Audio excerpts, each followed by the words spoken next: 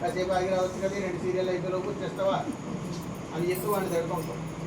సరే వాడు ఆకలి వేస్తుందో కళ్ళు తిరిగితే ఏదో నీరసంగా ఇంటికి వస్తాడు, ఆకలి వేస్తుంది అన్నం పెట్టు అని అంటాడు. అలా బలంగా ముందు పెట్టి తినటం. ఏ క్షణాన్నైనా సరే లలిత చదివేటట్టు ఏ మాతృమూర్తి అయినా సరే భర్త తినేటప్పుడు కూర్చుని సంపూర్ణంగా అక్కడి నుంచి కదలకుండా అమ్మ అన్నం వడ్డిస్తుందా, ఆవిడ బాలా తిరుగుతుందనేది ఏముంటుంది. అలాంటి దివ్యమంగళ స్వరూపుడి అవతారాన్ని ఎత్తినటువంటి మనం పారాయణాలను అపహాస్యం చేస్తూ ఆ ధర్మాన్ని పాటించకుండా ఏ ఉద్ధరించడానికి 40 ఏళ్ళ నుంచి 30 ఏళ్ళ నుంచి చేసేది. కోపం రావచ్చు నా మాకు, ధర్మాన్ని పట్టుకోవడం. ఆ ధర్మాన్ని పట్టుకోవడం కోసం అన్నింటినీ త్వజించి నలుగురిలో ఉంటూ ఏది మాది కాదని అనుకుంటా, ఏది మీద ఆశపెట్టుకోకుండా దేశం కోసం ధర్మం కోసం దండి పట్టి సన్యాసంలోకి వెళ్ళినటువంటి ప్రయాణం నాకు. ధర్మాన్ని చెప్పాలి, మీరు మార్చుకోవాలి, 10 మందిని చెప్పాలి. అబద్ధాన్ని అబద్ధంలాగే మనం ప్రచారం చేస్తున్నాం. దాంట్లో ఉన్న సత్యాన్ని మీరు పట్టుకోగలిగితే కొన్ని వేల మంది తయారవుతారు. అలా తయారవ్వట్లేదు కాబట్టి ఇంటికి మత మార్పిడి తయారవుతుంది. ఎందుకు మీ వీధుల్లోనే 100 మత మార్పులు ఉన్నాయి. మీ ఇంట్లోనే ఉన్నారు, మీ బావగారులో, మీ తమ్ముళ్ళు, మీ చెల్లు మొత్తం ఆడుకుని అక్కడే ఏమంటారు. నువ్వు ఎన్ని మారినా ఏం చేసినా మీ తాత ముత్తాతల పేర్లని మాయే, మీ కాదు. నేను ఒకటే చెప్తాను, అమ్మ ప్రేమ ఎవరిదైనా ఉంటుంది, అమ్మ వేరు. అమ్మ ప్రేమలో పలమానం లేదు, ఎవరైనా ఒకటి. అక్కడ కూర్చున్న ఆ తల్లి మీకు అమ్మే, నాకు అమ్మే. ఆవిడ ప్రేమ ఒకలాగా ఉంటుంది, మనం తీసుకునే విధానం తేడా ఉంటుంది. ఎందుకని? నీకు అది చేత కాదు కదా, నాకు అది చేతను ఉంటుంది. అదే గురు గారు అలా తిట్టేస్తున్నారు మమ్మల్ని, పెడతాను, అవసరమైతే దండిస్తాను. ఆ దండించేటువంటి తత్వం నుంచి వచ్చినటువంటి అమ్మవారి పేరే దండిగంగమ్మ. అంటే ఏ వ్యక్తి అయితే తప్పు చేస్తున్నాడో, ఏ వ్యక్తి అయితే తన జీవితాన్ని సర్వనాశనం చేసుకుంటున్నాడో, ఎక్కడైతే దండయాత్ర జరుగుతుందో, ఎక్కడైతే మూకుమ్మడి దాడి జరుగుతుందో, ఎక్కడైతే తన యొక్క శక్తిని దాటిపోయి మహాశక్తి తను ఆవహించి ఇబ్బంది పెడుతుందో, అక్కడ అమ్మవారు దండుగంగమ్మగా అవతారాన్ని ఎత్తినటువంటి తల్లి ఆ తల్లి.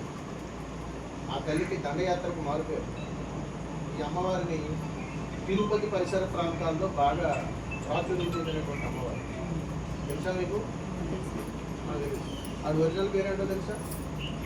ఏంటి తెలియదు. దండిగంగమ్మ శిక్షించేది.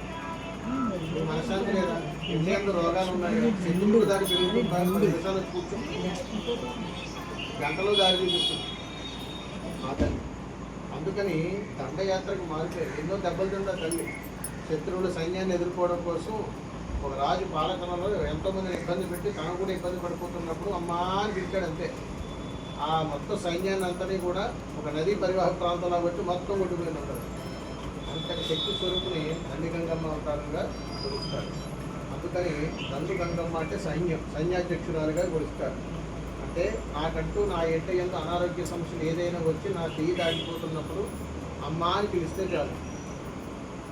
ఒక దండు సైన్యం ఎలా అయితే వస్తుందో అంత మహామాయా శక్తిగా వచ్చి అమ్మ మనకు అనుగ్రహాన్ని ఇచ్చి మనల్ని కాపాడగలిగేటువంటి అమ్మ దండుగంగమ్మ. ఈ తల్లి శక్తి మనకి తెలిస్తే తిరుపతి కూడా మీరు వెళ్ళరు. ఈ తల్లి మీకు శక్తి తెలిస్తే విజయవాడ కూడా వెళ్ళరు. మీ ఏ శుభకార్యం కోసం ఎదురు చూడు, దారి దొరకట్లేదా? 10 నిమిషాలు ఇక్కడ కూర్చోండి, దంపతులు వచ్చి. కానీ ఈ తల్లి బలిహరణలు ఇష్టపడుతుంటుంది, మొక్కులు ఎక్కువ ఇష్టపడుతుంటుంది. ప్రతి దానికి ఏదో ఒక లంచం అడుగుతుంటుంది. అమ్మ నాకు ఇది చేయవే, నీకు ఇది ఇస్తాను, నాకు ఇది చేయవే, నీకు ఇస్తా, నాకు ఏమి ఇస్తాను అడుగు మొహమాటం లేదు ఈ తల్లి. అందుకని లాభాపేక్ష లేకుండా ఏది లేదని చెప్పడంలో పరమాత్మ ఏమంటారంటే నువ్వు స్వార్థంగా వచ్చావని అర్థం. అమ్మా అన్నీ నువ్వు ఇచ్చేవే, అన్నీ నీదే, అన్నీ నీ ఇష్టమే, ఇదిగో నాకు ఈ ఇబ్బంది ఉంది, నువ్వే ఇస్తాను, నువ్వేం చేస్తావో నాకు తెలియదు, నువ్వు చెప్పినట్టుగా నేను నడుచుకుంటానే, నీకు ఏం కావాలో నా దగ్గర నుంచి నువ్వు తీసుకో అనే మాట మనం అనగలిగిన రోజు ఆ తల్లి నీ ఎంతకు వచ్చి కూర్చుని ఏం కావాలో అన్నీ చేసి పెడతాడు. కానీ అమ్మవారికి జాతర అంటే చాలా ఇష్టం. సంవత్సరానికి ఒకసారి జరిగే జాతర అంటే చాలా అద్భుతమైనటువంటి అమ్మవారికి ప్రీతే జాతర. ఈ అమ్మవారికి జాతర ఇస్తే చాలు, అమ్మవారికి ఎక్కడికి వెళ్తే అక్కడే కూర్చొని తానవాడేసుకుంటారు. పసుపు నీళ్ళతో అభిషేకం అంటే ఇంకా ఇష్టం ఆ తల్లికి. అందుకని గంగమ్మ యొక్క కోరిక తీర్చుకోవాలి, ఆ తల్లి దండుగంగమ్మగా మన ఇంటికి రావాలి, ఏ కోరికైనా నెరవేరాలంటే ఆ తల్లి నోరు తెరిచి అడిగిన మాట ఉంటే పసుపు నీళ్ళ నాకు అభిషేకంగా చేయవే, నీకు ఏం కావాలో అది ఇచ్చేస్తున్నాను. ఏది ఏ ఆడపడి చేస్తుంది శుక్రవారం ఇక్కడికి వచ్చి, ఈ ఆడపడి చేస్తుంది మంగళవారం వచ్చి పసుపు నీళ్ళతో అభిషేకం. ఎంతమంది చేస్తారు ఇక్కడ కూర్చుని పారాయణం? అదే మనకు అవసరం లేదు. ఆవిడ ఒక బుద్ధ బంగ్లాలో కూర్చుంది, ఆవిడ కదపకూడదు. మరి ఇదో మాయరా ఎవరో కూడా చెప్తుంటాడు, అమ్మో గ్రామదేవత ఆవిడ అన్నమాట అది కూడా ఆవిడ దగ్గరికి. గ్రామదేవతలు ఉన్నారు కాబట్టి మనం ఎలా ఉంది. గ్రామదేవతలు లేకపోతే మీ గ్రామానికి రక్షణ ఎక్కడిది?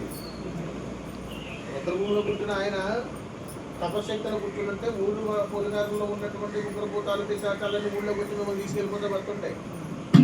ఎలా వస్తాయో ఆయన తప్పించుకుని లోపలికి అని ఊరు పొలిగారులో ఏళ్ళు కూర్చుంటారు.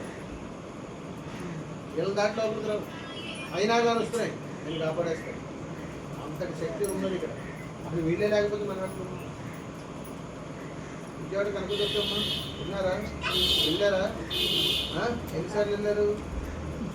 అంటే ఎన్నిసార్లు వెళ్ళుంటారు?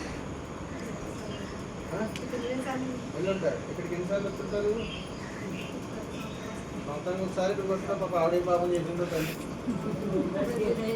ఆ తల్లి మీ చూపులు వచ్చుకోవడానికి ఆ తల్లి అంత కర్మ చేసి ఉంటుందమ్మా. క్షమించు తల్లి వాళ్ళందరూ. గ్రామదేవతను విస్మరిస్తే ఊరు మనుగడికి ఉండదు తల్లి. గ్రామంలో గ్రామదేవత ఆదిపరాశక్తి అవతారం, అత్తమాంబల స్వరూపాలు. ప్రతి గ్రామానికి ఒప్పుకుంటుంది. ఆ అక్కడికి చెప్పకుండా ఏ పని చేయకూడదు. అందుకని అక్కాయి జరుగుతుందే, అమ్మాయి జరుగుతుందని అక్కడ అమ్మగా ఉంటే అందుకని అక్కమాంబ అని అన్నారు. ఆవిడికి అంబికా స్వరూపిణి చేరొచ్చు. అంబికాంబ అంటే ఎవరు రాగడితే అక్క, అక్క ఎవరు అంటే అమ్మ. అమ్మ లేదు ఆ ప్లేస్లో ఎవరు ఇచ్చాడు? అక్కడ ఇచ్చాడు. అక్క కూడా లేదు, అంబికాని ఇచ్చాడు. అంబికా కూడా లేదు, అంబ ఆవు. అన్ని రకాలుగా మన చుట్టూ ఉన్న అన్ని అవతారాలు మనకి ఇచ్చి నువ్వు ఇలా బ్రతకమ్మా అని మనకు అనుగ్రహాన్ని ఇస్తే మనం విస్మరించేసి మనకు నచ్చినట్టుగా మనం బ్రతికేస్తాం. అందుకని ఎప్పుడు కూడా పారాయణాలు కానీ భక్తి శ్రద్ధలు కానీ భగవంతుని కానీ ఎప్పుడు కూడా అపహాస్యంగా చూడాలి. నువ్వే పాటించలేనప్పుడు నీ కుటుంబానికి ఏం ధర్మం చేస్తావు? అదొక్కడే పట్టుకోండి, అన్నీ జరుగుతుంది. సరేనా? మీ ఊళ్ళో ఎంతమంది కలిసి పారాయణం చేస్తారు? ఎంతమంది ఉన్నారు పారాయణం గ్రూపుల వాళ్ళు?